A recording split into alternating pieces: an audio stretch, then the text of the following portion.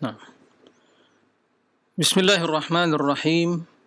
Assalamualaikum warahmatullahi wabarakatuh. Alhamdulillahi rabbil alamin. Wassalatu wassalamu ala ashrafil anbiya'i wal mursalin. Nabiyyina Muhammadin wa ala alihi wa sahbihi ajma'in. Wa man tabi'ahum bi ihsanin ila yaumiddin. Amma ba'du. Ikhwatal iman, kaum muslimin dan muslimat, para pemirsa dan juga para pendengar, rahimakumullah jami'an.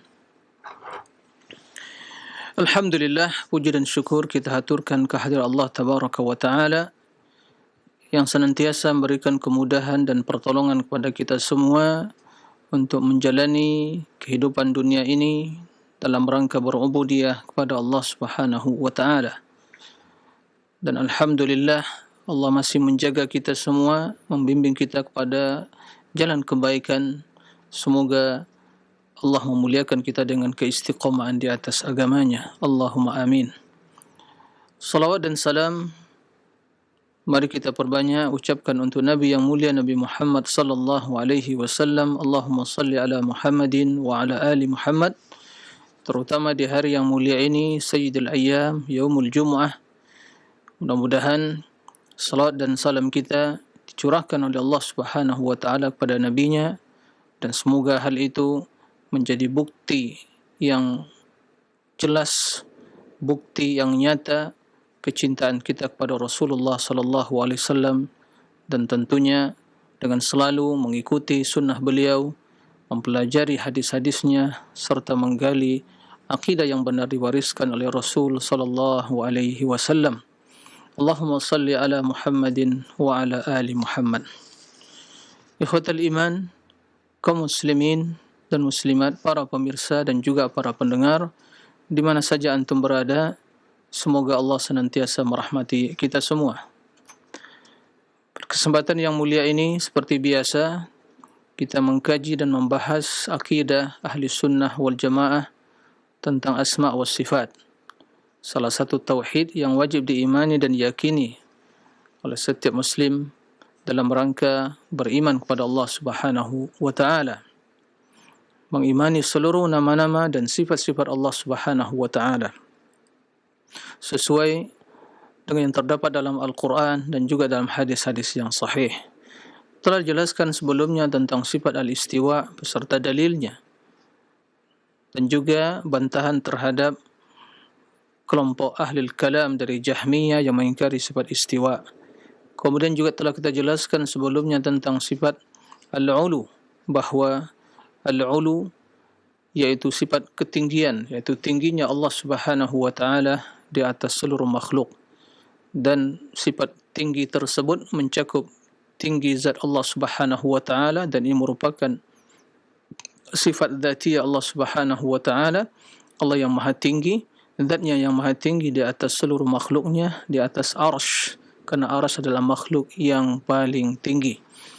Kemudian juga ketinggian, ya, kekuasaan, yang berarti keagungan dan kemuliaan, ya, kekuasaan Allah Subhanahu wa Ta'ala yang meliputi seluruh makhluknya. Kemudian ketinggian yang bermakna keagungan dan kemuliaan, kesempurnaan, karena Allah Subhanahu wa Ta'ala memiliki nama-nama yang terbaik dan sifat-sifat yang sempurna. Itulah makna sifat, ya, ketinggian yang dimiliki oleh Allah Subhanahu wa Ta'ala. Semua hal itu wajib kita imani. Tidak ada perbedaan di kalangan kaum muslimin tentang sifat keagungan dan kemuliaan dan juga kekuasaan Allah yang maha tinggi. Akan tapi yang menjadi perbedaan, ya, yang dipermasalahkan oleh ahlul kalam adalah ketinggian zat Allah. Apakah zat Allah maha tinggi di atas seluruh makhluknya? Ahli sunnati wal jamaah, kaum muslimin yang masih sehat akal pikirannya dan yang masih lurus fitrahnya, mengimani, meyakini bahwa zat Allah maha tinggi di atas seluruh makhluknya. Dan dalil yang telah kita jelaskan tentang sifat istiwa dalam 7 ayat di dalam Al-Quranul Karim sebagai salah satu dalil yang nyata, yang jelas, dan tidak bisa dibantah, tidak bisa ditakwilkan. hal itu semua menunjukkan akan ketinggian Allah Subhanahu wa taala. Ikhwatal iman, para ustaz rahimakumullah.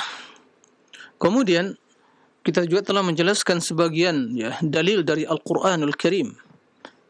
Al-Qur'an kalamullah, Allah Subhanahu wa taala yang berbicara menjelaskan tentang sifat al-ulu, bahwa Allah Maha Tinggi.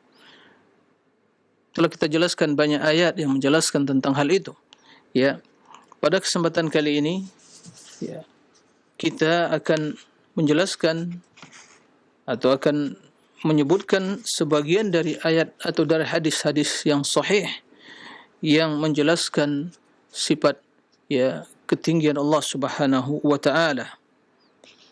Kemudian setelah itu kita akan menukil sebagian dari perkataan ulama salaf yang menjadi uswah dan panutan kita di dalam beragama, dalam mengimani Al-Quran dan dalam mengimani hadis-hadis Rasulullah sallallahu alaihi wasallam. Ikhwatal iman, para pemirsa rahimakumullah.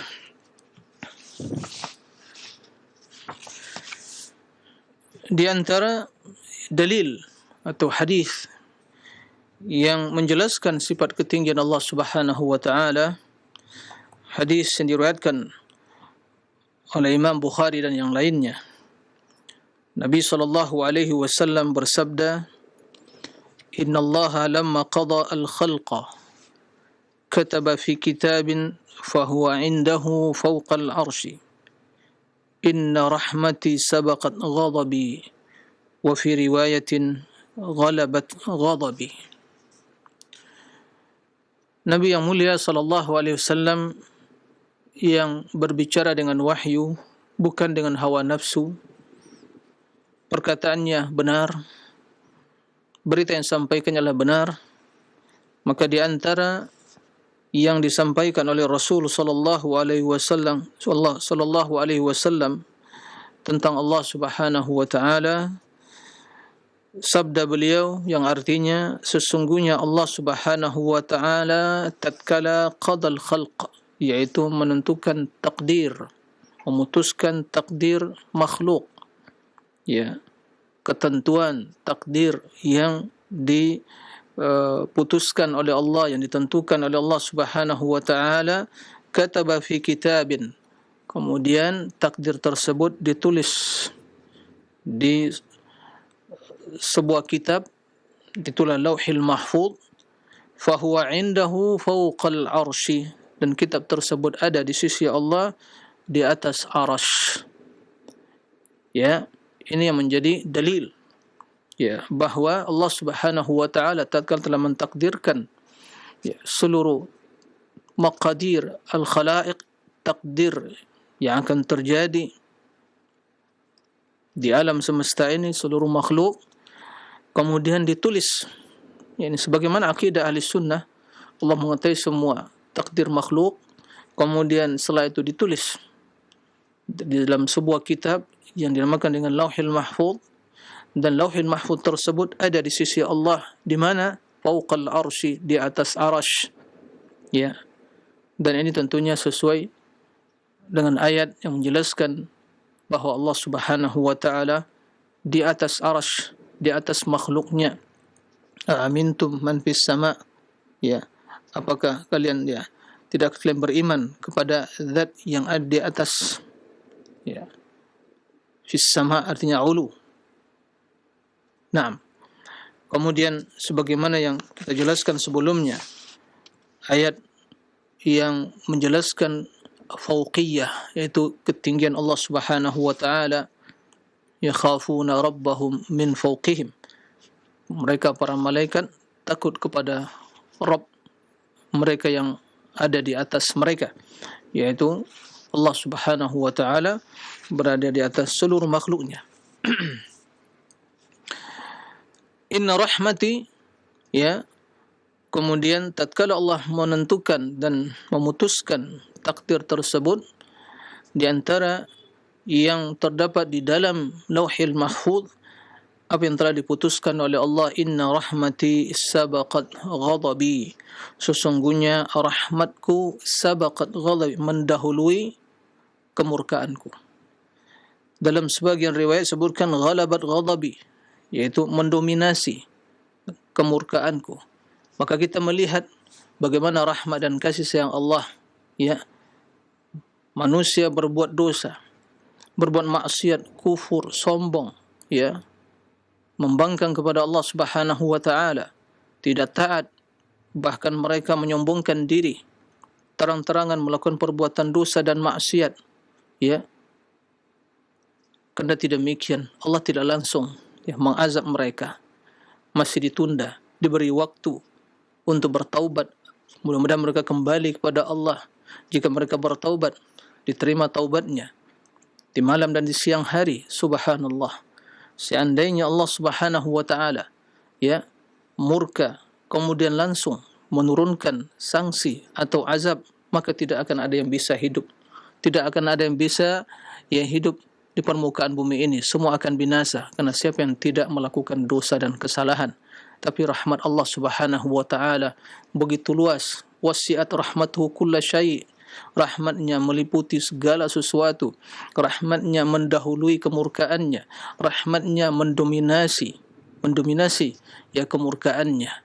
Nah, yang menjadi dalil di dalam hadis ini adalah sabda Nabi sallallahu alaihi wasallam bahwa di dalam kitab yang ditulis dalamnya di antaranya sesungguhnya rahmat Allah mendahului kemurkaannya. Kitab tersebut Lauhil Mahfuz ada di sisi Allah fauqal arsy. Ya, ini hadis sahih riwayat Imam Bukhari dan yang lainnya, menunjukkan kepada kita bahwa Allah Subhanahu wa taala Maha tinggi. Zatnya Maha tinggi, ya. Zat Allah adalah Maha tinggi. Bahwa sifat al-ulu merupakan sifat adzatiyah yang senantiasa menyertai diri Allah. Sebelum Allah menciptakan arasy, Allah telah Maha tinggi. Ya.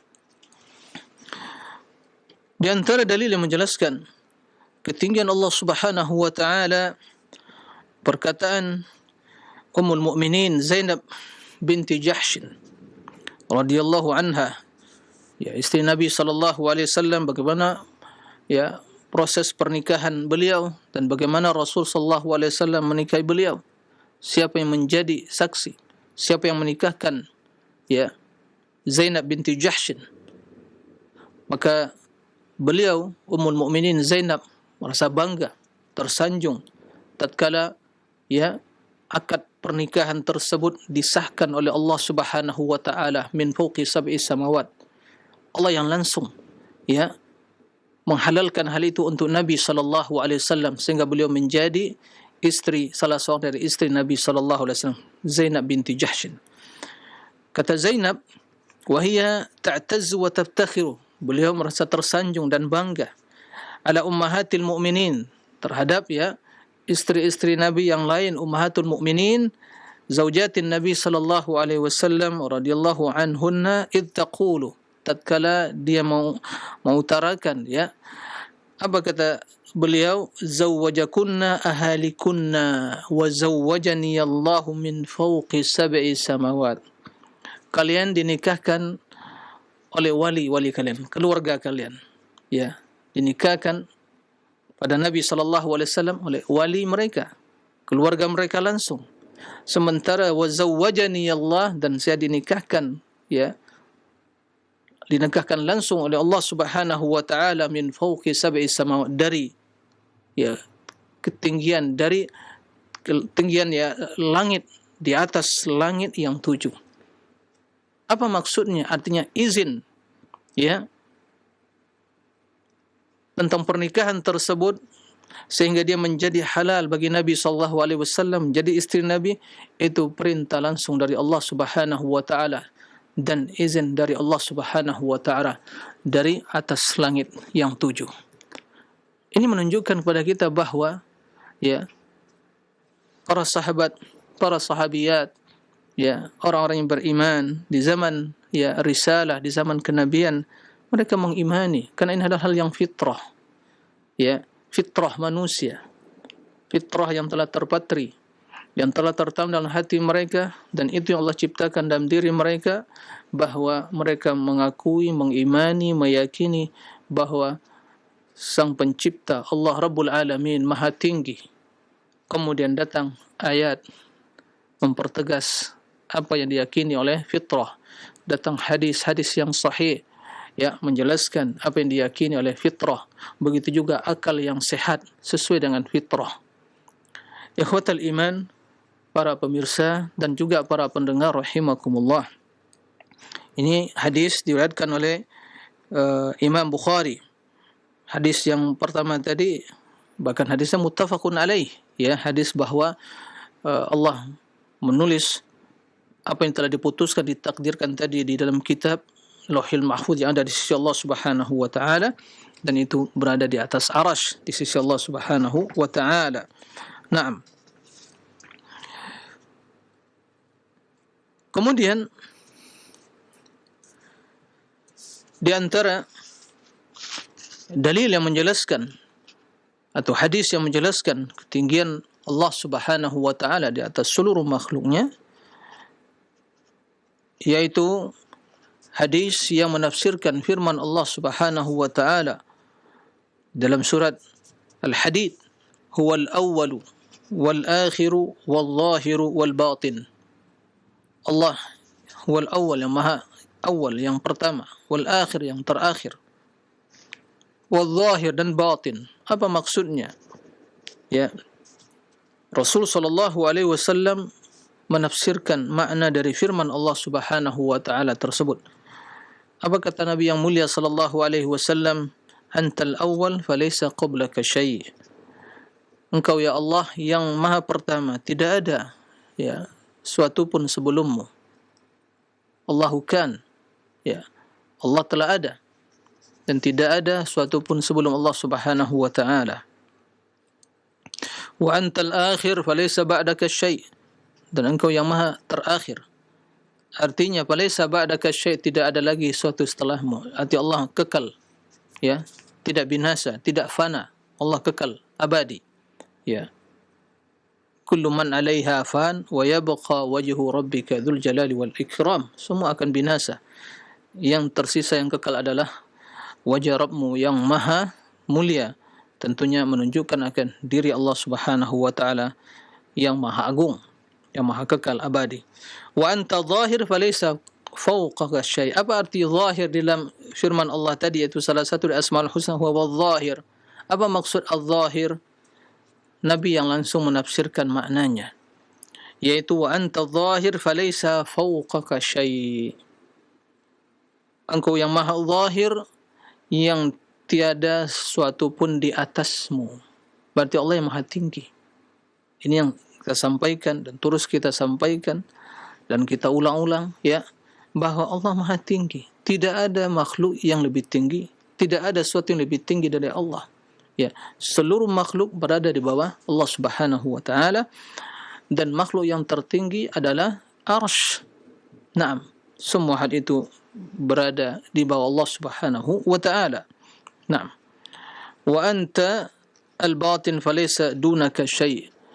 Dan engkau ya Allah yang maha batin, tiada suatu selainmu. Artinya tiada yang tersembunyi bagi Allah Subhanahu wa taala. Bukan maksud dun di sini di bawah, ya, sehingga tidak ada yang lebih di bawah darimu, bukan itu maksudnya.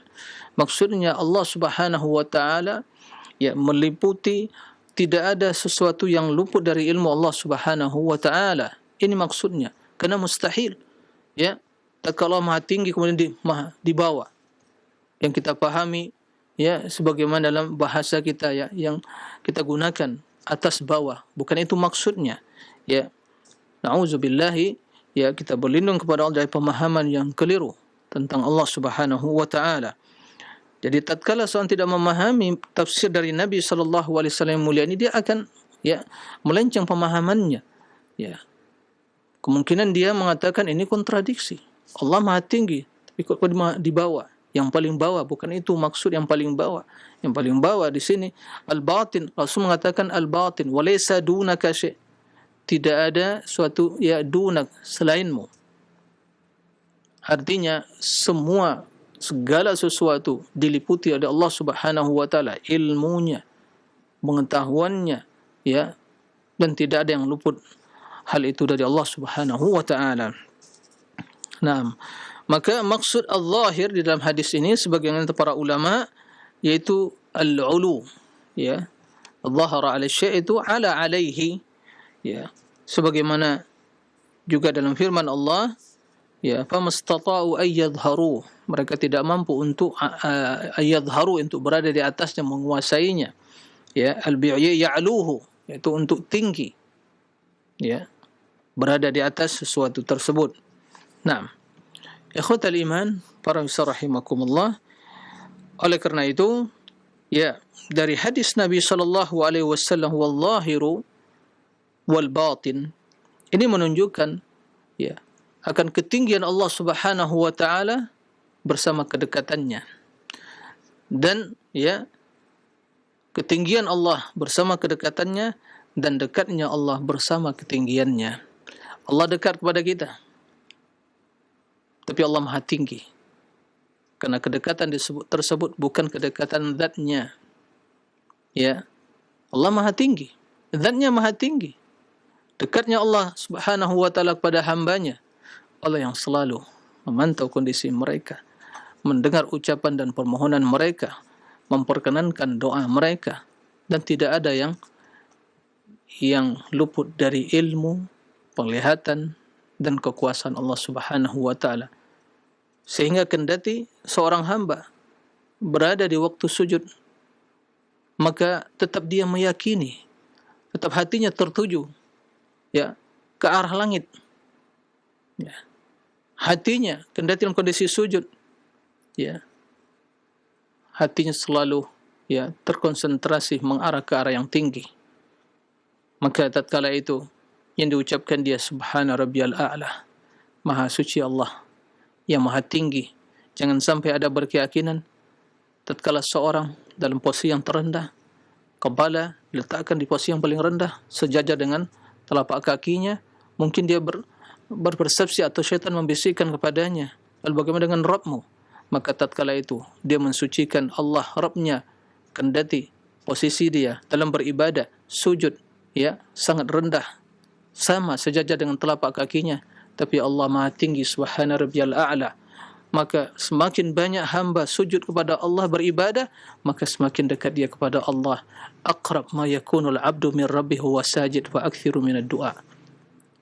Posisi seorang hamba yang paling dekat kepada Allah tatkala dia sujud. Allah Maha Tinggi, tapi kenapa posisi seorang hamba yang paling dekat kepada waktu dia sujud?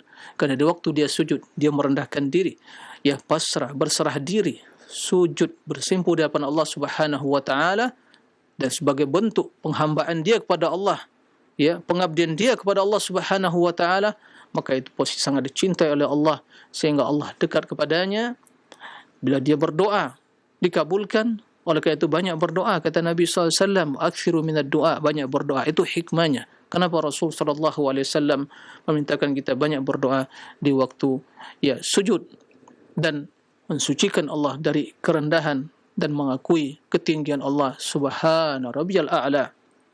Subhana rabbiyal a'la. Nah, jadi Allah qarib, dekat bersama ketinggiannya, dan Allah Maha Tinggi bersama kedekatannya, sehingga tidak satu pun yang luput dari ilmu Allah, pandangan Allah, penglihatan Allah, ya, sehingga Allah bersama hambanya, bukan zatnya. Makanya orang mengatakan ahli wahdatul wujud, Allah menyatu dengan makhluk, ini perkataan yang kufur, akidah yang batil, ya, mustahil.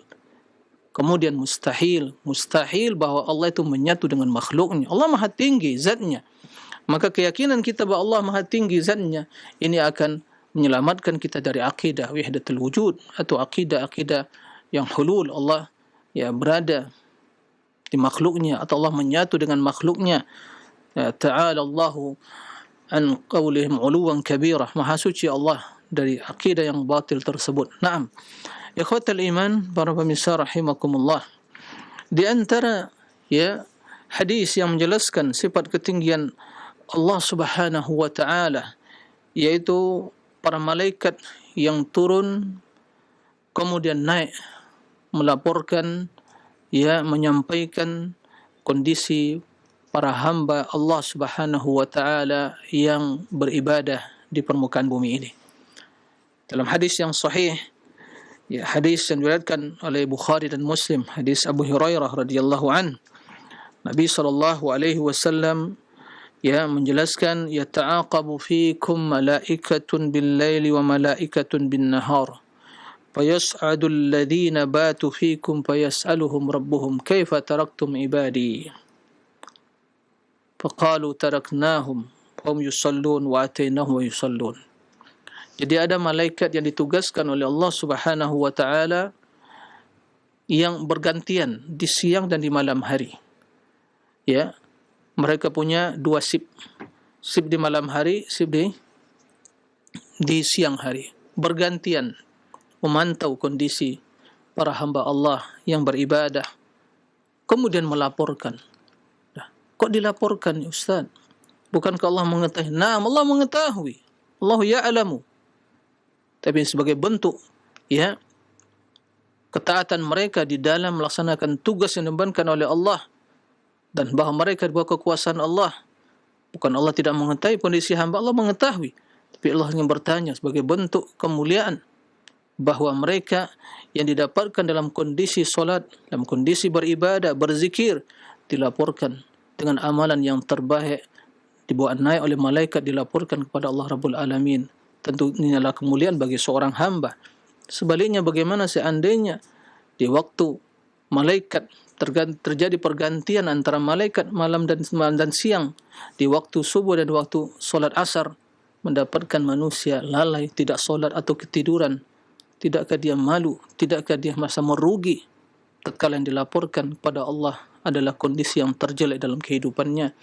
Yang menjadi dalil dalam hadis ini, yata'aqabu fikum malaikatun bil-laili wa malaikatun bin-nahar. Bergantian para malaikat di malam hari dan di siang hari.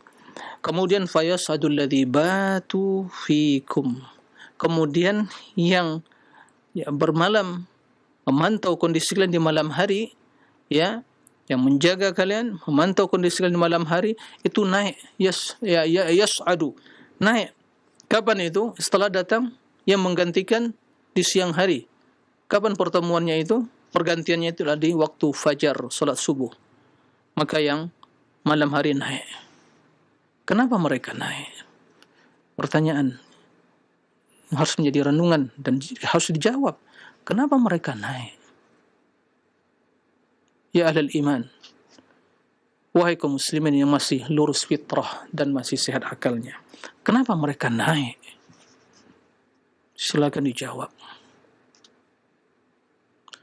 Seandainya Allah ada di mana-mana menurut akidah wahdatul wujud, ini akidah kaum sufisme yang paling ekstrim, mengatakan Allah ada di mana-mana atau menyatu dengan makhluknya, malaikat tidak perlu naik. Untuk apa naik? Allah ada di mana-mana. Untuk apa naik? Allah ada menyatu dengan makhluk. Na'udzubillah min dzalik. Tapi kenapa mereka naik?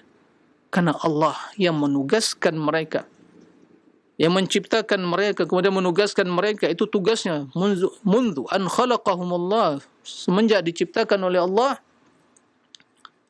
sampai yaumul qiyamah. Tugas mereka terus turun dan naik, memantau kondisi hambanya.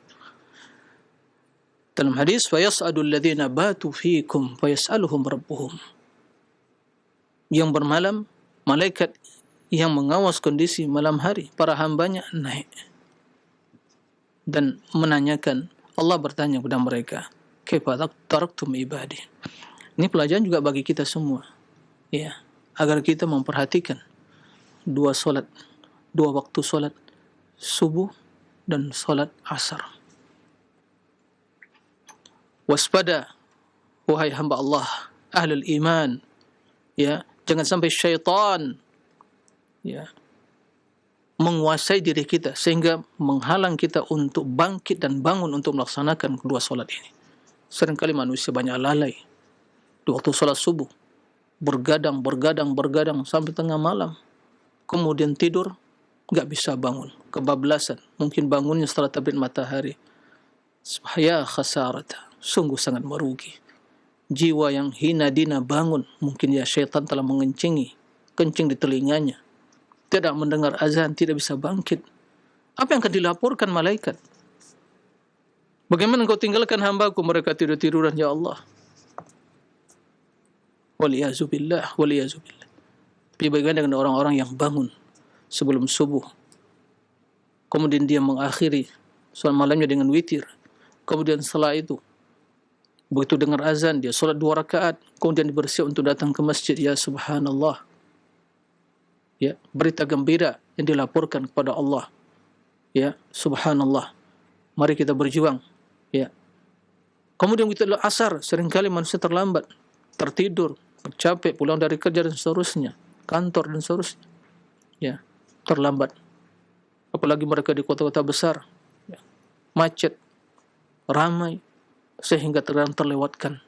Subhanallah, maka masing-masing hendaklah mempersiapkan diri, merenung sejenak bersama dirinya. Sampai kapan?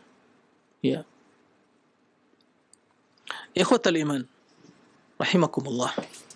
Kemudian di antara hadis yang menjelaskan ketinggian Allah Subhanahu wa taala, hadis yang diriwayatkan oleh Imam Hakim, hadisnya sahih, bahwa Nabi sallallahu alaihi wasallam bersabda, "Innallaha yastahi min 'abdihi idza rafa'a ilaihi yadayhi an yaruddahuma sifra." Ya, sesungguhnya Allah malu kepada hambanya. Mungkin dia bertanya, Allah malu Ustaz? Naam, Allah malu. Tapi jangan sama sekali terbesit dalam benak pikiran kita malu Allah seperti malunya kita. Kita telah pelajari dan kita ajarkan, kita sampaikan bahwa tatkala kita membaca ayat-ayat tentang sifat Allah, keagungan dan perbuatan Allah, maka landasannya firman Allah, laisa kamitslihi syai'. Tidak ada yang serupa dengan Allah. Naam, Allah memiliki sifat malu sesuai dengan kebesaran dan keagungannya, bukan seperti malunya kita. Sehingga Allah mencintai orang-orang yang memiliki sifat malu.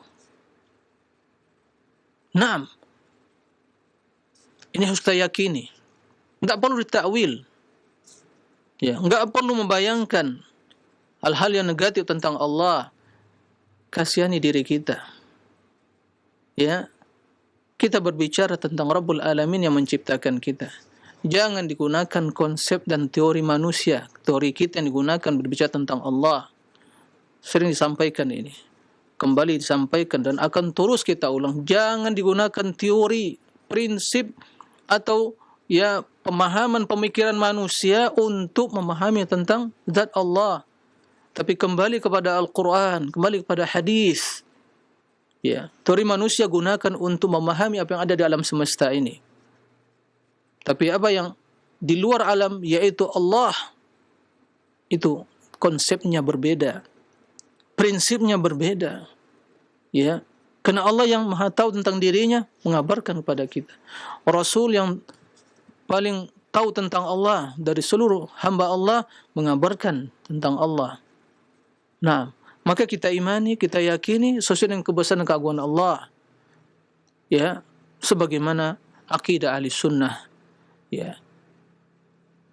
Tapi yang menjadi permasalahan di akidah ahlul kalam Jahmiyah, begitu mereka membaca ayat-ayat Al-Quran tentang sifat Allah, pertama mereka pahami ini ayat mutasyabihat, samar-samar.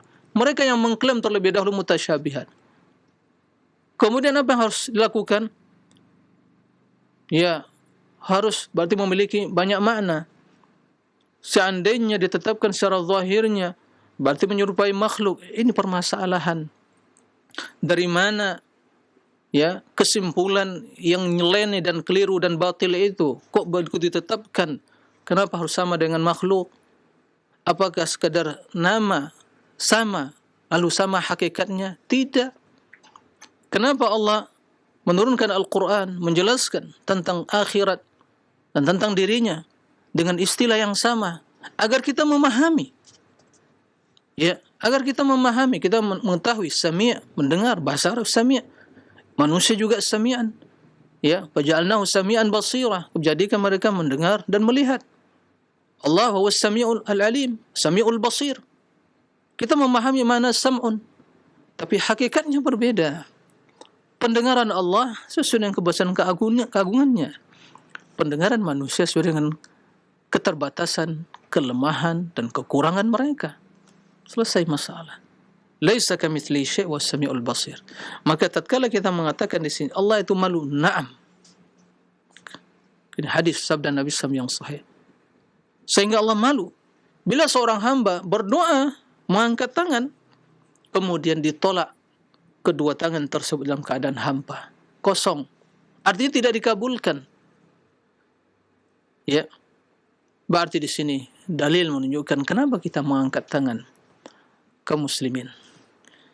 Baik mereka yang juga mungkin terkontaminasi pemikiran Jahmiyah mengingkari ketinggian Allah. Ya, secara teori mereka. Tapi hati mereka, saya meyakini hati mereka tidak menerima hal itu. Buktinya, begitu mereka berdoa, tidak ada yang mengangkat atau tidak ada yang mengarahkan tangan ke depan, ke belakang, ke samping kanan, samping kiri, apalagi ke bawah. Enggak ada. Mereka semua mengangkat tangan dalam keadaan berdoa. Ya, mengangkatkan tangan. Ada apa ini? Ada apa dengan posisi dan kondisi masing-masing yang berdoa mengangkat tangan? Ada apa? Dan mengangkat tangan dan berdoa di antara adab, ya. Dan juga di antara sebab-sebab istijabatud doa. Ada apa? Kenapa diangkat tangan? Tiada lain jawabannya kecuali bahwa karena Allah tempat kita memohon, mengangkat semua hajat kita. Ya, curhat kepadanya. Ya, kita bermunajat ke Allah yang Maha Tinggi di atas arasy, fauqa arsyihi, mustawin ala arsyihi, fauqa arsyihi. Maka kita mengangkat tangan. Ada pun mengatakan oh enggak, karena langit mengatakan itu kiblatnya berdoa. Kalam batil. Itu pentakwilan berusaha untuk lari, ya, dan pentakwilan untuk berusaha untuk mentakwil makna dari mengangkat tangan tadi. Ya, ikhwatal iman, para rahimakumullah. Jadi ini dalil yang jelas tentang ketinggian Allah Subhanahu wa taala. Di antara dalil yang menjelaskan atau hadis yang menjelaskan tentang sifat ketinggian Allah Subhanahu wa taala di waktu haji wada, haji terakhir yang dilaksanakan oleh Nabi sallallahu alaihi wasallam dan dihadiri oleh ribuan para sahabat. Subhanallah. Pada haji tersebut di hari yang mulia, ya, tatkala Rasulullah SAW berada di hadapan para sahabat yang hadir bersama beliau sallallahu alaihi wasallam haji wada, ya, Rasulullah sallallahu alaihi wasallam memanggil dan menyuruh para sahabat, mempertanyakan dan menyampaikan, wahai para sahabatku, kalian akan ditanya, akan diminta pertanggungjawaban tentang diriku, tentang kewajibanku, ya, risalah yang aku emban, dakwah yang aku sampaikan, amanah yang aku tunaikan. Kalian akan ditanya oleh Allah Subhanahu wa taala. Naam. Innakum tus'aluna anni, famadza taqul? Ya. Kalian akan ditanya oleh Allah tentang diriku. Bagaimana jawaban kalian? Semua sahabat, ya, ribuan sahabat yang hadir sepakat mengatakan, nashhadu bi annaka ballaghta risalah wa nasahta al-ummah wa addaita al-amanah. Kami bersaksi, engkau telah menyampaikan agama. Risalah telah engkau sampaikan. Ya Rasul, baligh ma unzila ilaik fa in lam taf'al fa ma ballaghta risalat. Wahai Rasul, sampaikan apa yang diturunkan kepadamu. Jika tidak dilakukan berarti kamu belum menunaikan hal itu. Para sahabat semua mengatakan, nashhadu, ya, bi annaka qad ballaghta wa addaita wa nasahta. Engkau telah menyampaikan, menunaikan dan memberikan nasihat pada umat ini sempurna. Tidak ada yang kurang sedikit pun. Tugasmu telah lengkap. Amanah telah kamu tunaikan. Tidak ada yang kurang. Apa kata Rasulullah sallallahu alaihi wasallam? Sembari mengangkat telunjuk beliau mengarahkan ke arah langit. Ya. Sembari mengatakan Allahumma fashhad. Kemudian menukikkan telunjuk beliau yang mulia sallallahu alaihi wasallam. Meminta persaksian dari Allah yang Maha Tinggi. Kemudian menukikkan kepada mereka. 3 kali diulang Nabi sallallahu alaihi wasallam. Allahumma fashhad. Allahumma fashhad, Allahumma fashhad.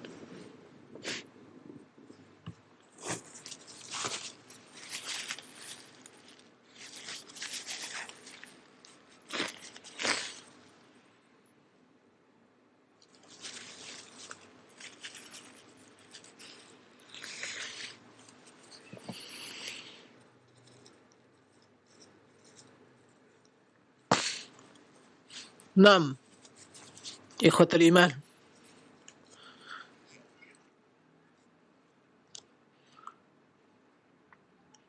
maka kita bersaksi bahwa Nabi SAW telah menunaikan tugasnya, telah menyampaikan risalah agama Islam ini, menunaikan amanah, menasihati umat, sudah sempurna. Kenapa lagi ditambah dan dikurangi? Kenapa lagi ada perbuatan-perbuatan khurafat, bid'ah yang disematkan kepada agama? Telah sempurna, enggak perlu ditambah lagi, apalagi dikurangi. Cukup bagi kita yang telah sempurna, laksanakan, pelajari, laksanakan, perjuangkan. Enggak perlu ada tambah-tambah yang lain. Enggak perlu lagi dihidupkan tradisi jahiliyah, warisan-warisan nenek moyang tradisi kita. Untuk apa? Agama telah sempurna, telah lengkap, telah ditunaikan Nabi SAW. Rasul telah meminta persaksian kepada Allah di hadapan para sahabat. Ya Allah, saksikan, mereka telah memberikan persaksian, ya Allah. Aku telah menyampaikan risalah, telah menunaikan amanah, dan telah memberikan nasihat kepada umat. Sallallahu alaihi wasallam.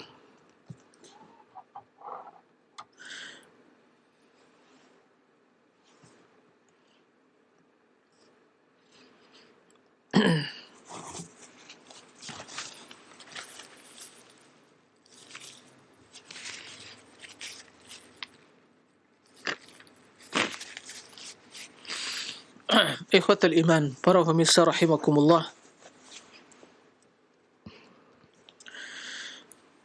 Dan ini menjelaskan kebatilan pernyataan sebagian bahawa tidak boleh memberikan isyarat tentang Allah ke arah yang tinggi. Kalamun batil, sebatil-batilnya. Rasul yang maksum, yang berbicara dengan wahyu, memberikan isyarat, apakah anda lebih mulia dari Rasul? Sehingga mengatakan tidak bolehkan isyarat. Allah Maha tinggi, di atas arsy. Ya, semoga kita diselamatkan dari kebatilan yang demikian itu.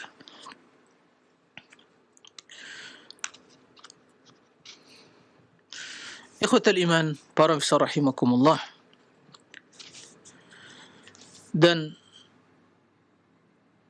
apa yang disampaikan Nabi dan yang langsung, ya, isyarat yang diberikan Nabi, memberikan isyarat ini sebagai bukti nyata bahwa akidah Rasulullah, akidah Nabi yang kita cintai, yang kita ikuti, menjadi imam kita, panutan kita adalah meyakini ketinggian Allah Subhanahu wa taala.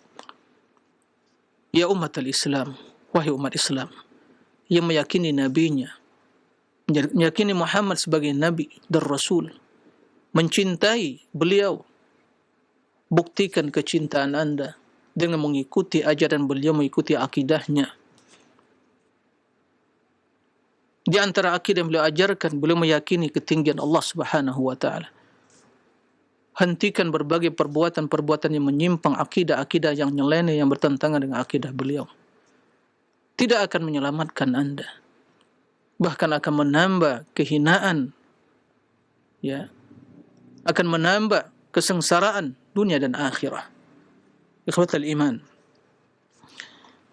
di antara hadis yang menjelaskan, ya, ketinggian Allah Subhanahu wa taala, hadis, ya, tentang Isra dan Mi'raj Nabi SAW. Hadis Mi'raj, Isra, ya, semua mengimani. Isra telah dijelaskan dalam Al-Quran dan Mi'raj dalam hadis. Subhanalladzi asra bi'abdihi laylan minal masjidil haram ilal aqsa, ila akhir ayat tentang Isra. Perjalanan Nabi dari Makkah ke Baitul Maqdis, temani Jibril serta Burak, ya. Kemudian sampai di Baitul Maqdis, Sebagaimana kisah yang telah masyhur, enggak perlu kita ceritakan lagi. Beliau naik Mi'raj. Wahai kaum muslimin yang gemar memperingati Isra dan Mi'raj, kendati ini tidak disyariatkan, tidak contohkan Nabi. Ya, kita imani. Tahukah anda bahawa di dalam hadis tentang Mi'raj tersebut mengandung banyak sisi pendalilan tentang ketinggian Allah Subhanahu wa taala?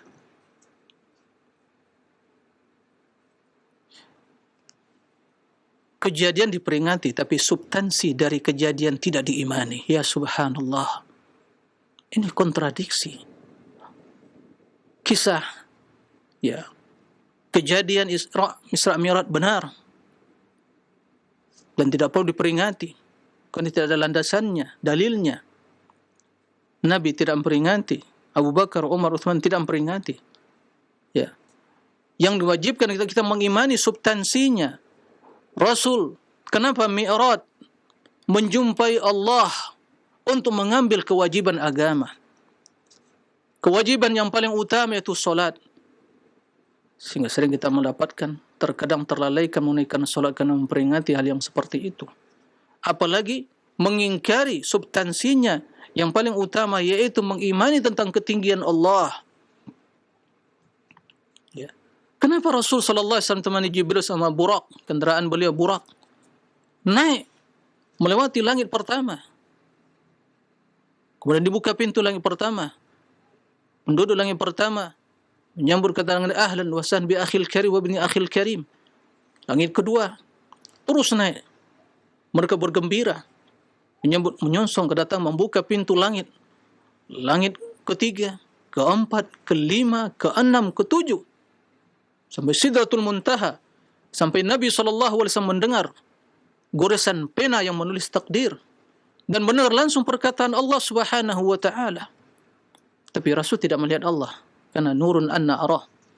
Tapi mendengar langsung perintah untuk apa? Perintah tentang solat, yang banyak lalaikan kaum muslimin di zaman sekarang ini. Bahkan sebagian mengatakan muslim tapi tidak solat. Tapi kalau memperingati Isra Mi'rajnya, Masya Allah, berbondong-bondong, sangat digemari. Tapi kandungannya, substansinya yang terkandung dalam Isra Mi'raj dilalaikan. Solatnya tidak tunaikan, akidahnya tidak diimani. Ya, ya ikhwatal iman, ya umat Muhammad, umat Nabi Muhammad SAW. Kenapa Nabi kita diangkat oleh Allah Mi'raj? Kenapa? Karena Allah, pertama, bahwa Allah Subhanahu wa taala Maha tinggi, maka beliau langsung menjemput wahyu tentang perintah wajibnya salat, yang kita mengetahui dari 50 salat menjadi 5, dikurangi. Nah, proses pengurangan tersebut, dispensasi tersebut, gimana prosesnya? Begitu Rasulullah mendapatkan, ya, wahyu 50 waktu, 50 kali salat sehari semalam, beliau turun dan melewati Musa. Ditanya, apa yang Allah perintahkan kepadamu Muhammad? Disebutkan 50 waktu, umatmu tidak mampu. Setelah bagaimana, ya, mengalami Bani Israel, ya, dan umatmu tidak mampu melakukan sebanyak itu. Terus Nabi naik lagi minta keringanan pada Allah Subhanahu wa taala. Dikurangi 10. Turun lagi. Ternyata masih berat. Kata Musa, umatmu tidak mampu melakukan hal itu. Diminta lagi, dikurangi sampai 4 kali. Bolak-balik. Sehingga menjadi 5 waktu sehari semalam. Dari 50 waktu, tapi pahalanya sama dengan 50. Karena satu kebaikan dibalas dengan 10. Dan itu pun masih ada usulan dari Musa untuk minta keringanan lagi, tapi kata Rasul, istahyaitu min Rabbi, aku termalu untuk minta kekurangan lagi. Setelah itu Allah tetapkan, Allah wajibkan, Allah tetap, Allah putuskan, maka tidak akan berubah apa yang diputuskan Allah. Ya subhanallah, ya subhanallah. Nabi langsung naik ke atas. Nah, itu enggak ada ke bawah. Kenapa naik sampai ke Sidratul Muntaha? Walaqad ra'au nazlatan ukhra, melihat Jibril bagaimana ya? Ditemani Jibril. Kemudian turun naik berulang kali. Ya. Meminta keringanan. Kenapa itu semua dilakukan? Sebagai bukti yang tidak bisa dibantah dan ditolak bahwa Allah itu maha tinggi, zatnya maha tinggi. Kalau Allah ada di mana-mana, enggak perlu menjemput perintah solat, cukup di Mekah, enggak perlu Isra, enggak perlu Mi'raj, cukup di Mekah. Perjalanan Mekah Baitul Maqdis bukan hal yang dekat, tapi dengan izin Allah hanya memakan waktu yang paling singkat. Ya, sebagaimana Nabi menerima wahyu di Mekah dan Madinah. Tapi solat yang spesial tidak langsung. Ini menunjukkan bahawa pertama, Nabi berbolak-balik ya dari langit yang di situ Musa dan antara Allah. Ini menunjukkan bahawa Allah maha tinggi. Kemudian juga ya Allah Subhanahu wa taala yang memerintahkan hal itu semua pada Nabi Muhammad sallallahu alaihi wasallam. Bahkan al-Mi'raj sebagian kita katakan adalah naik. Ini dalil yang nyata, yang jelas ya, menetapkan sifat ketinggian Allah Subhanahu wa taala. Maka imani substansinya, amalkan kandungannya, dan tidak perlu diperingati kejadiannya, karena itu tidak disyariatkan. Ya, imani, yakini akidah yang terkandung di dalamnya, dan amalkan ibadah yang diwajibkan, ya, yaitu solat. Nah, begitu yang diinginkan oleh Allah dan juga yang wajib kita imani. Ikhwatal iman wa rahimakumullah. Di antara dalil yang menjelaskan ketinggian Allah Subhanahu wa taala, pertanyaan Nabi, dan ini dalam hadis Sahih Muslim. Pertanyaan Nabi kepada seorang budak wanita. Seorang budak, bukan seorang yang terpelajar, bukan seorang ya akademisi atau mahasiswa akademisi atau mungkin profesor doktor. Pertanyaan kepada seorang budak. Tapi mungkin kalau pertanyaan ini dihadapkan kepada orang-orang yang akademisi, maka bingung menjawabnya. Kenapa bingung? Karena syubhat yang telah mengotori akal pikirannya. Tapi budak wanita, penggembala kambing, yang masih lurus fitrahnya, yang masih sehat akalnya, fitrahnya masih lurus, ya, dia spontanitas menjawab pertanyaan Nabi tanpa ada keraguan. Ya. Nabi bertanya, ya, karena budak tersebut menggembala kambing, ya, Muawiyah bin Hakam As-Sulami. Ternyata pada suatu ketika ada kambing yang hilang, ya, tidak luput dari pantauan. Maka dipukul wanita tersebut. Lalu dia bingung mau diapain nih wanita tersebut, ya, yaitu budak wanita tersebut. Kemudian dia membawa budak wanita tersebut kepada Nabi sallallahu alaihi wasallam, mengadukan perihal dan kondisinya. Nabi sallallahu alaihi wasallam ingin mengetahui keimanannya. Maka dia bertanya dua pertanyaan. Apa kata Nabi sallallahu alaihi wasallam? Aina Allah? Aina Allah? Artinya apa? Di mana Allah? Maka budak tersebut spontanitas, enggak berpikir. Karena fitrah, fis sama. Fis sama itu artinya fis sama fi ulu. Bukan fi di dalam langit, arti Allah masuk langit. Bukan itu maksud fis sama fi ulu, as-sama ulu. Ya. Itu bahasa Arab, orang Arab memaklumi hal itu. Fis sama. Amintum man fis sama. Ya. Apa kalian amin, merasa aman kepada zat yang ada di langit? Artinya di maha tinggi, bukan di dalam langit. Ya, an yakhsifa bikumul ard, kalian ditenggelamkan bumi akan menenggelamkan kalian. Ya. Maka di sini Rasul bertanya, "Aina Allah? Di mana Allah?" Tanpa keraguan sedikit pun spontanitas menjawab dia fis sama, yaitu fi uluwin, maha tinggi. Man ana? Siapa saya? anta Rasulullah, engkau Rasulullah, diutus oleh Allah. Kemudian kata Nabi SAW, a'tiqha fa innaha mu'minah, bebaskanlah budak ini, dia itu seorang yang beriman, mukminah. Ya subhanallah, Rasul sallallahu alaihi wasallam membuktikan keimanan seorang budak wanita, ya, dengan dua jawaban dari pertanyaannya. Pertama, jawaban yang mengimani, menetapkan ketinggian Allah. Ditanya siapa, di mana Allah? Maha tinggi, tinggi di atas langit, tinggi, ya. Kemudian siapa saya? Itu Rasulullah. Kalau Rasulullah, maka seorang budak tersebut adalah orang yang beriman. Adakah dalil yang lebih nyata, ya, yang lebih tegas dari pertanyaan Nabi? Tapi anehnya ahlul kalam, Jahmiyah, dan mengikuti prinsip Jahmiyah, akidah Jahmiyah, mereka mengatakan enggak boleh bertanya di mana Allah. Kita katakan, Anda lebih tahu dari Rasulullah. Rasul mengatakan aina Allah, Anda mengatakan tidak boleh mengatakan aina Allah. Siapa Anda? Ya.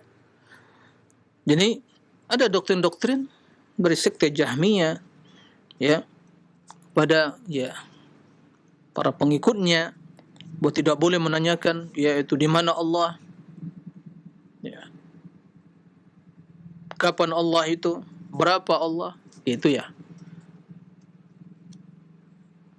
Kalau itu diutarakan kepada kita, ya, bagaimana Allah jawabnya? Tidak ada yang mengetahui kecuali Allah Subhanahu wa taala, ya. La yuhituna bi syai'in, ya, wa la yuhituna bi syai'in min ilmihi illa bima syaa. Naam. Wa la tudrikul absar, tidak diliputi. Nah, ya Allah tidak akan mungkin, ya, diketahui bagaimana hakikatnya. Tapi Allah memiliki hakikat, tapi Allah yang mengetahui dirinya. Ya. Kalau ditanya kapan Allah itu ada, ya Allah kanal awal, udah ada sebelum Allah menciptakan makhluk. Tidak ada sesuatu sebelum Allah. Kalau dikatakan kam, berapa? Ya katakan qul huwallahu ahad, Allahus samad, lam yalid wa lam yulad wa lam yakul lahu kufuwan ahad. Di mana? Ya katakan fis sama'. Itu jawaban Nabi sallallahu alaihi wasallam. Udah. Ya. Jadi kita harus mengetahui hal yang seperti itu agar kita tidak, ya, dibingungkan oleh sebagian pertanyaan orang-orang yang berusaha untuk, ya, mengicaukan pikiran kita dan merusak akidah kita. Baik. Di antara sabda Nabi sallallahu alaihi wasallam menjelaskan sifat ketinggian Allah Subhanahu wa taala, Ar-Rahimun yarhamuhumur Rahman. Orang yang berkasih sayang akan akan disayangi oleh Allah Subhanahu wa taala. Ar-Rahman. Irhamu man fil ard. Berkasih sayanglah, sayangi orang-orang yang ada di permukaan bumi ini, manusia. Maka yarhamukum man fis sama. Yang di langit, Allah yang maha tinggi, Allah akan menyayangi kalian. Kenapa? Karena balasan kebaikan adalah kebaikan. Tatkala kita berkasih sayang, merahmat, atau mungkin, ya, menyayangi sesama, tidak menzolimi, saling membantu, Allah akan membantu dan menyayangi kita. Di mana Allah? Man fis sama, yaitu di tempat yang tinggi, yaitu fauqal arsy, maha tinggi Allah Subhanahu wa taala. Baik. Begitu juga Nabi SAW mengatakan kepada sahabat, ala ta'manunani wa ana aminu man fis sama. Tidakkah kalian mempercayaiku, ya, menganggap aku sebagai amin sementara aku amin, yaitu orang yang mengemban amanah yang dipercaya oleh Allah, min man fis sama, yang di langit. Subhanallah. Ya, itu di antara hadis. Dan banyak sekali para pemirsa kaum muslimin rahimakumullah. Adapun perkataan, ya, sahabat, tabi'in, sungguh banyak sekali. Al-Imam Ibn Qayyim rahimahullah dan Imam Al-Dhahabi dalam kitab Al-Ulu, Imam Ibn Qayyim dalam kitab Ijtima' Juyushul Islamiyah ala Harbil Mu'attilah, ya, menjelaskan, menukil perkataan yang banyak sekali yang kesimpulannya bahwa perkara ini adalah perkara yang telah ijma' disepakati ahli sunnah. Ini ijma' ahli sunnah yang menetapkan ketinggian zat Allah di atas arsy, ya. Subhanallah. Sebagai contoh, Imam, ya, ini Masruq, seorang tabi'in, mengatakan tentang Aisyah yang Allah bersihkan tentang dirinya, ya, dari fitnah tuduhan keji bahwa beliau berbuat zina, ya, orang-orang munafikin menebarkan ya kebohongan itu, maka Allah yang membersihkan nama baiknya, ya, nama yang membersihkan ya tuduhan tersebut dari mana? Dari atas langit langsung. Allah turunkan ayat dalam surat At-Taubah. Kata Masruq tentang Aisyah, haddathatni Siddiqatu binti Siddiqah. Siddiqah yaitu Aisyah, anaknya As-Siddiq yaitu Abu Bakar, Habibatu Habibillah, ya kekasihnya Rasulullah, kekasihnya orang yang dikasihi Allah yaitu Rasulullah. Al-mubarra'ah min fawqi sab'i sama, yang disucikan oleh Allah min fawqi sab'i sama, dari atas langit yang 7. Allah turunkan ayat tentang kesucian dari beliau, bahwa beliau tidak melakukan hal itu. Itu adalah ya kedustaan yang nyata dari kaum munafikin. Ingin merusak nama baik beliau, tentunya ingin merusak ya nama baik Rasulullah sallallahu alaihi wasallam. Imam Ibn Dhahhak, Muqatil bin Dhahhak, ya Imam Dhahhak menjelaskan dalam firman Allah Subhanahu wa taala, "Ma yakunu min najwa thalathatin illa huwa rabi'uhum." Tidaklah dalam berada najwa, orang yang ya berbicara sembunyi-sembunyi begitu ya, atau thalatha, 3 orang berbicara sembunyi-sembunyi, kecuali huwa rabi', Allah yang keempat. Apa artinya? Allah bersama mereka. Allah mengetahui. Apa maksudnya? Ala arsyihi wa ilmuhu ma'ahum. Allah di atas arsy-Nya dan ilmu Allah bersama mereka. Itu maksud kebersamaan Allah. Bukan zat Allah. Sebagian diyakini oleh wahdatul wujud, sehingga mengatakan Allah menyatu dengan makhluknya. Ta'ala Allahu an qawli uluwan kabirah. Maha suci Allah dari perkataan yang kufur tersebut. Waliyazubillah. Nah, dalam sebagian riwayat disebutkan huwa fawqal arsy wa ilmuhu ma'ahum. Jadi Allah di atas arsy dan ilmu Allah bersama mereka. Baik. Imam Al-Auza'i, seorang tabi'in, juga mengatakan, kunna wattabi'una mutawafin. Kami dahulu dan para tabi'in itu masih banyak ya. Naqul, kami mengatakan, meyakini innallaha azza wa jalla fawqa arsyihi, sungguhnya Allah berada di atas arasy-Nya, wa nu'minu bima warada bihi sunnah min sifati. Kami mengimani ya hadis-hadis, sunnah-sunnah yang menjelaskan tentang sifat Allah. Ini Auza'i. Maka mereka mengingkari tentang ketinggian Allah, mengatakan Allah dari mana-mana. Siapa dalil mereka? Apa dalil mereka? Siapa salaf mereka dalam kecuali ala Jahmiyah, sekte Jahmiyah yang mengingkari sifat-sifat Allah Subhanahu wa taala. Dan masih banyak lagi ya dalil-dalil menjelaskan tentang hal itu. Semoga apa yang disampaikan tadi menambah keimanan kita, keyakinan kita, dan memperkuat, mempertegas apa yang telah terpatri dalam hati kita tentang ketinggian Allah. Karena perkara yang fitrah yang tidak bisa dikikis, fitrah yang tidak bisa dihilangkan, fitrah yang tidak bisa dihapus. Ya, mustahil bahwa fitrah hati kita ya mengimani tentang ketinggian Allah Subhanahu wa taala. Semoga kita semua dijaga oleh Allah, dibersihkan akal pikiran kita, diluruskan fitrah kita di atas akidah yang benar. Allahumma amin. Demikian wallahu a'lam. Nah, jazakallahu khairan wa barakallahu fikum Ustaz atas penjelasan materi yang sangat bermanfaat sekali di kesempatan ini berkaitan dengan dalil sifat al-ulu, ketinggian Allah Subhanahu wa taala. Nah, ikhwatal Islam wa jazakumullah, silakan bagi Anda yang ingin bertanya secara langsung. Pertanyaan pertama kita awali dari pesan singkat yang sudah masuk di kesempatan ini dari Umu Torik di Warung Jambu Bogor. Assalamualaikum warahmatullahi wabarakatuh Ustaz. Ustaz, dahulu saya pernah mondok di salah satu pesantren dan yang dipelajari bahkan diperdalam adalah sifat-sifat 20.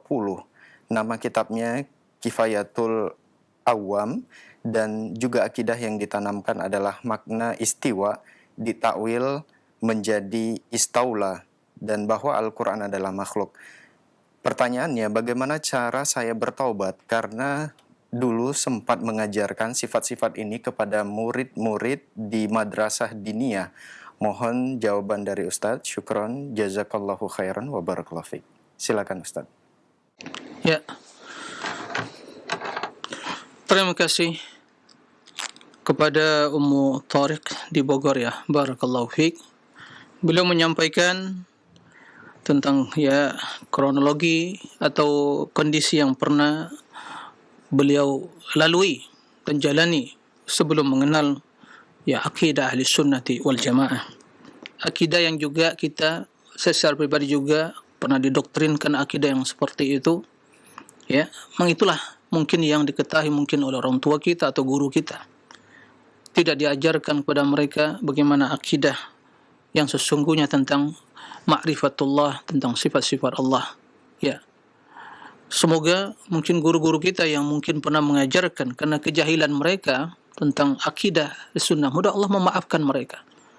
Tapi bagi yang telah mengetahui akidah ahli sunnah, kemudian masih mempertahankan akidah kaum ahlul kalam, Jahmiyah atau Asy'ariyah atau Mu'tazilah atau dengan sejenisnya, maka percepatlah bertaubat dan kembali kepada akidah yang benar, akidah ahli sunnah yang mengimani seluruh sifat Allah Subhanahu wa taala. Yang mengimani sifat Allah Subhanahu wa taala. Jadi secara prinsip apa yang didoktrinkan kenapa menjadi 20? Itu yang masyhur. Itu yang boleh katakan hampir disepakati oleh kaum Asy'ariyah atau juga yang mungkin Maturidiyah. Jadi dari sifat 7 dikembangkan menjadi sifat ma'ani, kemudian ditambah dengan sifat yang itu namanya salbiyah dan sifat wahdaniyah dan yang lainnya. Yaitu dari 7 sifat tersebut, dari sifat al-hayat, al-irada, al-qudrah, kemudian al-ilmu, as-sam'u, al-kalam.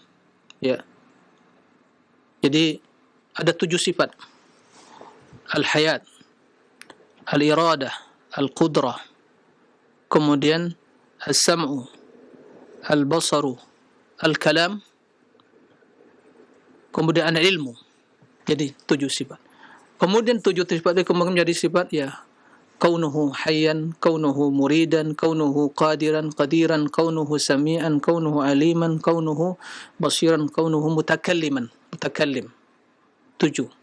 Jadi 14, kemudian tambah dengan 6 sifat wahdaniyah, kemudian salbiyah, seperti qidam, baqa, mukhalafatul hawadith, qiyamu binafsih, wahdaniyah, al-wujud, menjadi 20. Itu secara prinsip kenapa sampai 20. Nah, kita ahli sunnah wal jamaah mengimani semua sifat yang tertera dalam Al-Quran dan Sunnah. Nah, selebih dari sifat yang diimani oleh kaum ahlul kalam tadi, kalangan Asy'ariyah dan Maturidiyah tersebut, yaitu sifat-sifat yang lain ditakwil dan diingkari, dengan berbagai alasan yang intinya kalau ditetapkan seperti zahirnya tidak ditakwil, maka akan menyerupai makhluk, sementara Allah bukanlah tidak serupa dengan makhluk, laisa kamitslihi syai'. Maka sebagaimana tadi dalam sifat istiwa ditakwil, ini masyhur dah, takwilan al-Jahmiyah, pentakwilan kaum Mu'tazilah, dan itu diwarisi yang dituliskan dalam kitab disebutkan tadi, mengatakan Al-Quran makhluk. Ini jelas perkataan Jahmiyah. Ahli sunnah sepakat Al-Quran adalah kalamullah, ghairu makhluk. Bahkan ahli sunnah sepakat man qala bi anna Al-Quran makhluk fahuwa kafir. Jadi Quran kalamullah, bukan makhluk. Nah, cara bertaubat dari tadi, kalau pernah kita mengajarkan sebelumnya, sampaikan. Kalau kita masih mengingat dan masih mengetahui mungkin murid-murid kita yang pernah kita ajarkan hal yang seperti itu, sampaikan kepada mereka. Ajak mereka kepada akidah yang benar, akidah ahli sunnah, yaitu mengimani apa yang tertera dalam Al-Quran dari sifat-sifat Allah dan juga dalam hadis-hadis yang sahih tentang sifat-sifat Nabi, tentang sifat-sifat Allah Subhanahu wa taala. Naam, itu yang harus dilakukan. Untuk terus kita menggali dan mengkaji. Semoga apa yang pernah mungkin disampaikan dari berkeluhan tadi, semoga Allah maafkan karena mungkin kena kejahilan kita. Maka bersyukurlah tatkala kita mendapatkan hidayah kepada akidah as-sahihah, akidah yang dipahami Rasulullah, akidah yang dipahami para sahabat, akidah yang dipahami ahli sunnati wal jamaah, dan waspada dari akidah ahlul kalam dengan berbagai sekte dan pemahamannya. Jadi intinya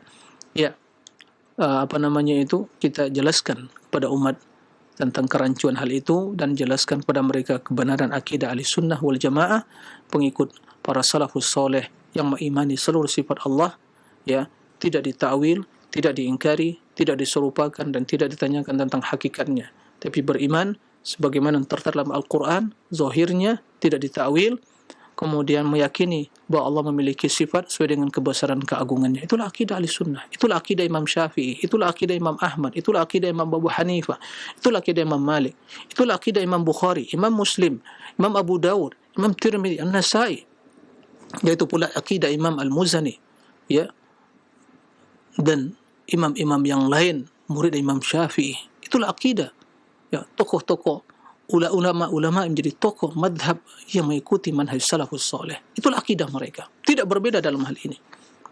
Nah, itulah akidah yang harus kita ikuti. Nah, wallahu a'lam. Nah, jazakallahu khairan wa barakallahu fikum Ustaz atas jawaban yang disampaikan. Semoga bermanfaat untuk penanya Ummu Thoriq yang berada di Bogor. Masih pertanyaan melalui pesan singkat kembali dari hamba Allah di Bandung. Assalamualaikum warahmatullahi wabarakatuh Ustaz. Ustadz, ketika berdoa, bolehkah kepala kita tertunduk sambil mengangkat tangan, walau kita tahu Allah ada di arsy-Nya? Mohon nasihatnya Ustadz, jazakallahu khairan. Ya, terima kasih atas pertanyaannya.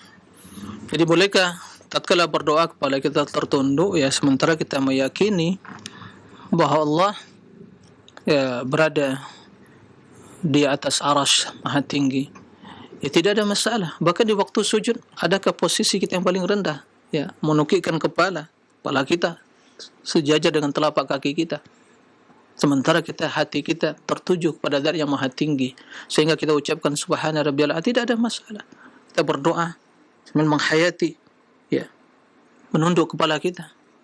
Tapi kita yakin, dan seyakin-yakinnya, tidak perlu diragukan, bahkan yang mengatakan mungkin yang terkontaminasi dengan akidah, ya, wahdatul wujud, Allah ada di mana-mana, kemudian menyatu, pasti dalam berdoanya, kendati dia menukikkan kepala, menundukkan kepalanya melihat ke bawah, tapi hatinya tertuju, hatinya terkonsentrasi. Ini fitrah, enggak bisa diingkari, ya, fitrah, enggak mungkin.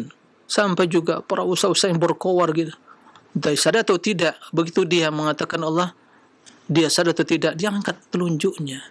Loh, barusan mengingkari tentang tinggian Allah, tapi dia begitu mengatakan Allah maha besar, kemudian mengangkat. Kemana kita adukan pada kita? Pada yang maha kuasa. Tidak sebut maha tinggi, maha kuasa, tapi telunjuknya mengangkat pada maha kuasa. Di mana? Berarti Allah maha tinggi. Sebut aja Allah maha tinggi. Kepada siapa? Allah yang maha tinggi di atas arsy. Selesai masalah.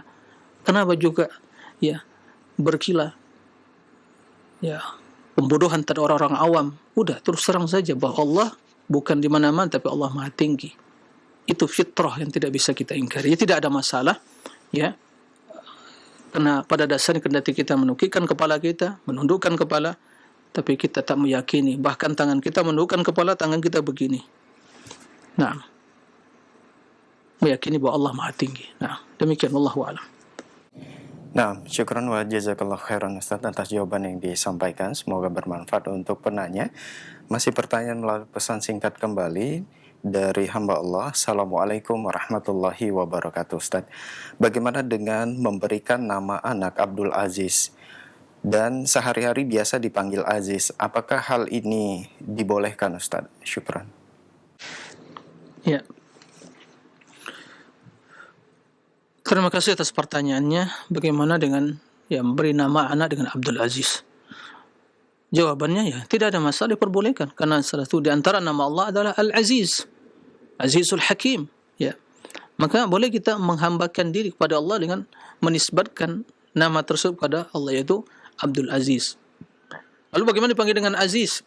Juga tidak ada masalah. Kalau dipanggil dengan Al-Aziz, yang enggak boleh, ya, Al-Aziz.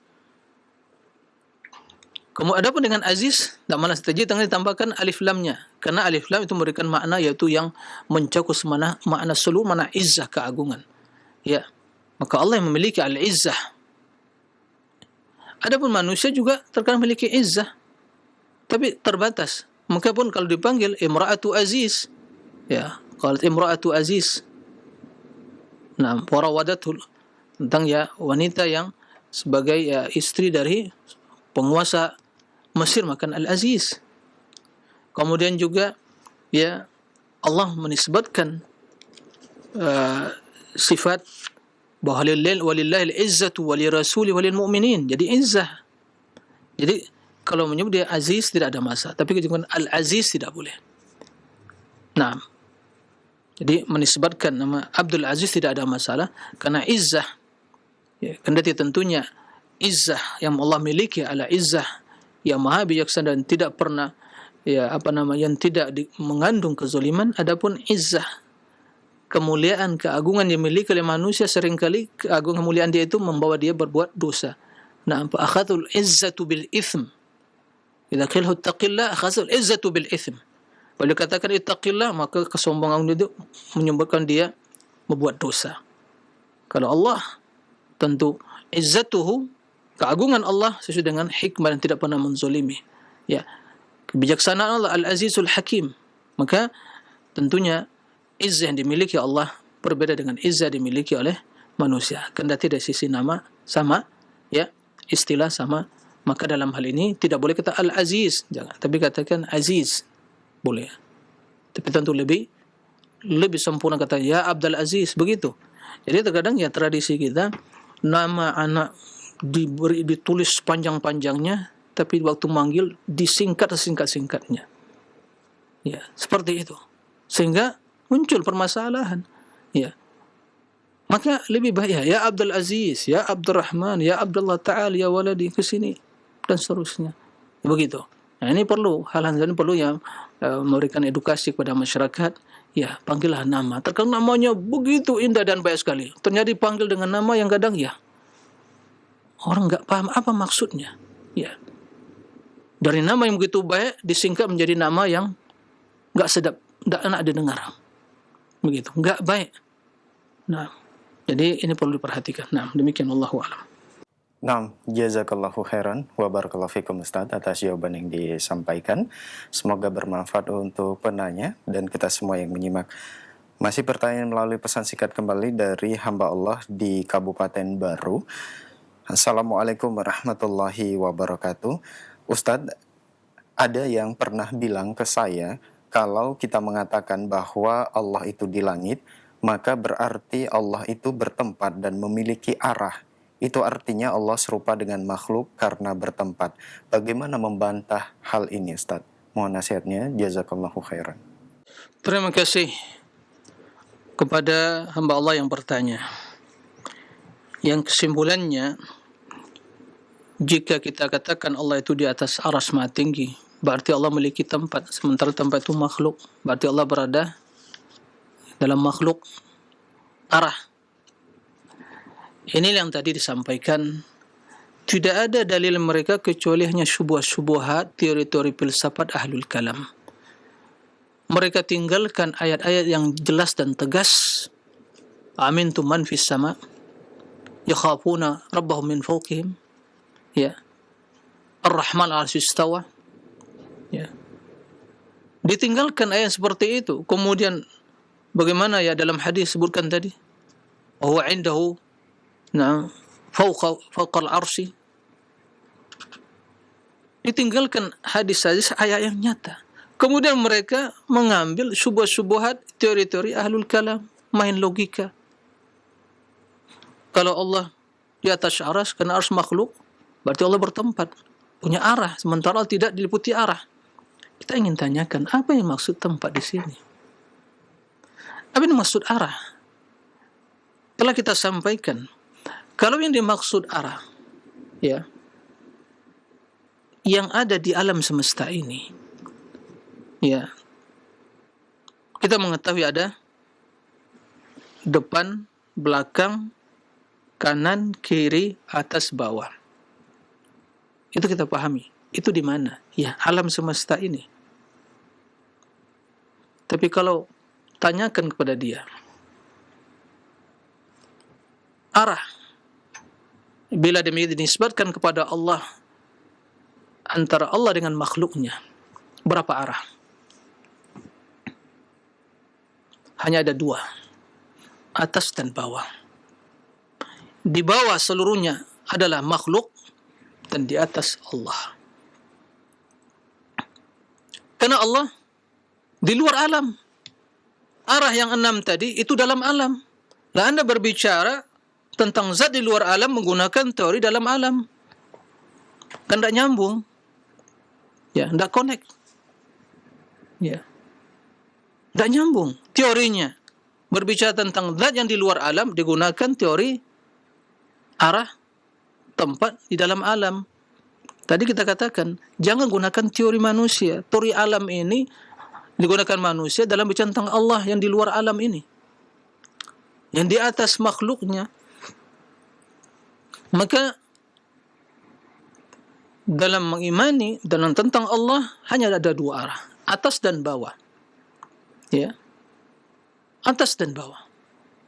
Yang di atas Allah, yang di bawah makhluk. Karena yang paling tinggi arasy, semua di bawah arasy, semua di bawah arasy, tidak di samping arasy. Arasy itu makhluk yang paling tinggi. Semua yang ada di bawah arasy, makhluk selain arasy di bawah arasy. Bukan di kanan arasy, bukan di samping kanan, bukan depan arasy, di bawah arasy. Ya. Jadi antara arasy dengan makhluk pun, makhluk sama makhluk itu hanya satu arah juga. Tinggi dan bawah. Karena arasy paling tinggi. Enggak ada yang sejajar dengan arasy. Makhluk enggak ada. Semua di bawah arasy. Karena arasy adalah makhluk yang paling tinggi. Baik. Dan Allah di atas arasy. Ya. Jika arasy saja makhluk yang paling tinggi, tidak ada yang sejajar dengan dia, berarti tidak ada kanan dan kiri, depan belakang dibandingkan dengan arasy. Apalagi Allah yang menciptakan arasy dan makhluk ini. Maka logika yang digunakan keliru. Ya. Oleh karena itu, arah yang disampaikan itu dalam alam semesta. Kita berbicara tentang zat yang di luar alam ini, maka hanya digunakan 2 arah saja, tinggi dan bawah. Tinggi dan yang 6, yang tinggi dan bawah. Fawq wa tahat. Fawq itu Allah, dan di bawah Allah seluruh makhluknya. Adapun tempat, apa maksud tempat? Kalau tempat berbicara tentang tempat yang ada di dunia ini, alam ini, ya jelas itu makhluk. Tapi kalau maksud tempat dalam artian arah, suatu arah, yaitu tinggi, ya secara makna bisa dikatakan tempat. Tapi apakah tempat maksud itu ya Allah butuh pada tempat? Ya inilah yang tadi kita sampaikan, dari persepsi yang keliru, dari teori yang keliru melahirkan pemahaman dan hasil yang keliru. Tatkala teori yang gunakan tempat makhluk, berarti kalau Allah di atas arsy itu makhluk, berarti bertempat. Berarti surga dengan makhluk. Ya, ini yang teori-teori yang keliru. Maka hasilnya keliru. Seperti kita sampaikan tadi. Kalau ada tempat, namanya dalam istilah itu tempat wujudi, yang ada, yang kita saksikan dan kita lihat, kita pahami di alam semesta. Tapi ada yang tempat al-adami, yang tidak ada, berarti di luar alam ini. Dan yaitu ya Allah yang mengetahui. Tentunya kalau itu pun dinamakan tempat secara istilah, ya oke-oke saja. Tapi bukan tempat yang dimaksud seperti tempat makhluk, tapi tempat yang adami, yang pada saya sesuatu yang tidak ada kecuali hanya ketinggian Allah Subhanahu wa taala. Karena secara mana tinggi arah, tapi tinggi di mana? Di luar makhluk. Nah, jadi ini yang harus dipahami. Maka itu hanya ya sebagai syubhat yang ya tentunya berseberangan dan bertentangan semua dalil, ya. Tidak memahami hakikat dari istilah tadi, kemudian menggunakan teori manusia yang ada di alam ini untuk menghakimi, berbicara tentang Allah yang di luar alam ini. Ya, tentu tidak nyambung. Ya, maka hasilnya kebatilan di atas kebatilan, kesesatan ya yang berlapis-lapis. Ya. Kesesatan yaitu telah menolak begitu dalil begitu banyak, Al-Quran, ayat, kemudian ijma', fitrah dan akal sehat, perkataan sahabat. Kemudian juga secara rinciannya Allah mengatakan laisa kamitslihi syai', tidak ada yang serupa. Kenapa? Begitu Allah menetapkan yang terbayang, yang terbesit dalam benak pikiran kok yang menyerupai makhluk. Ini pola pikir yang bagaimana ini? Ya, ini yang masalah. Jadi tatkala mereka pertama sekali membaca, yang terbesit menyerupai. lalu berusaha untuk keluar dari pemahaman persepsi yang keliru tadi dengan hal yang keliru, berarti ditakwil agar selamat. Timbul masalah, diingkari sifat. Terus berbuntut kepada pengingkaran. Apa yang terjadi? At-ta'til, pengingkaran. Itulah akidah Jahmiyah. Maka Jahmiyah tidak mengakui, tidak mengetahui, tidak ada Rabb yang diibadati di langit. Nah, oleh karena itu sebagai ulama dahulu, ya, tidak mampu untuk mengungkapkan, menukil perkataan Jahmiyah, karena mereka, kesimpulan dari perkataan mereka, tidak ada Rabb yang di langit yang diibadati. Na'udzubillah min dzalik. Jadi mari pelajari akidah Ahlussunnah dan mari memohon pada Allah hidayah, ya, dan diteguhkan agama kita, akidah kita, keyakinan kita di atas akidah yang benar. Allahumma amin. Demikian, wallahu a'lam, wa sallallahu wa sallam ala nabiyyina Muhammadin wa ala alihi wa sahbihi wa sallim, wa akhiru da'wana anil hamdulillahi rabbil alamin. Subhanakallahumma bihamdika asyhadu an la ilaha illa anta astaghfiruka wa atubu ilaik. Wassalamu alaikum warahmatullahi wabarakatuh.